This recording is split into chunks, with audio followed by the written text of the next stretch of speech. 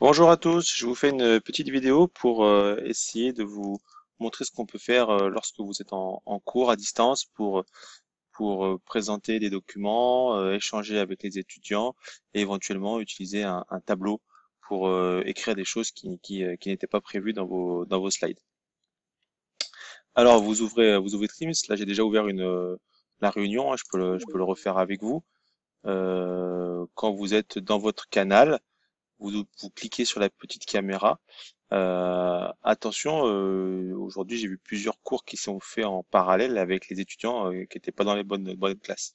Donc essayez de bien communiquer avant sur le canal. Vous ouvrez votre réunion. J'ai ma petite webcam que je vais désactiver et vous créez votre cours. Une fois que vous êtes là, je vous rappelle que vous avez sur la droite les utilisateurs. Vous pouvez activer le chat ici ou activer les participants ici pour switcher. Et après, il y a deux choses qui peuvent être intéressantes. C'est un, de partager un document avec les étudiants. Donc, on va utiliser ici le bouton partager.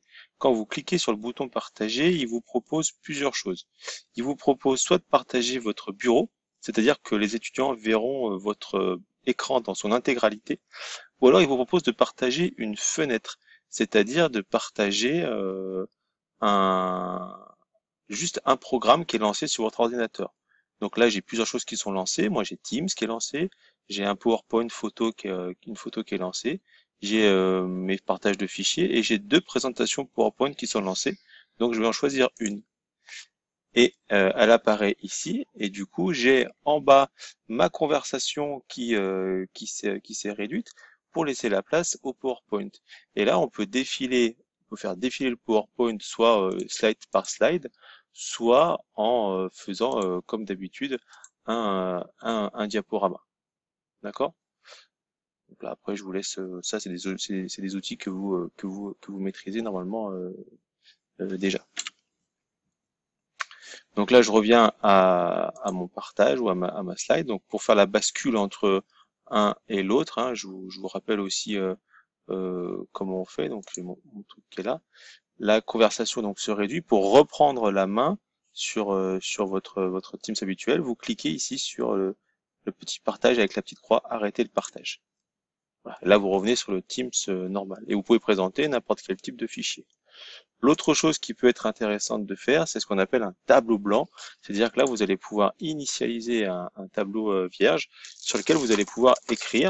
Alors, pour ceux qui ont la chance d'avoir des tablettes graphiques, vous allez pouvoir écrire avec un stylet. Sinon, avec la souris, vous choisissez ce que vous voulez faire. Donc là, je vais écrire avec la souris en cliquant comme ça.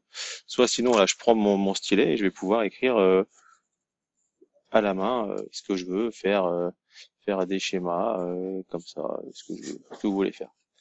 Voilà un petit peu ce qu'on peut faire. Vous avez une gomme pour effacer, ça permet de faire des petits schémas à la volée qui n'étaient pas forcément prévus. Donc une fois que vous avez fini, vous pouvez accéder à votre barre ici et vous pouvez arrêter la présentation pour revenir à la fenêtre normale. Alors c'est vrai que par contre c'est un peu plus embêtant pour gérer en même temps la conversation, la présentation, les participants. Donc c'est pour ça que je répète, hein, c'est toujours mieux d'être deux pour gérer tout ça.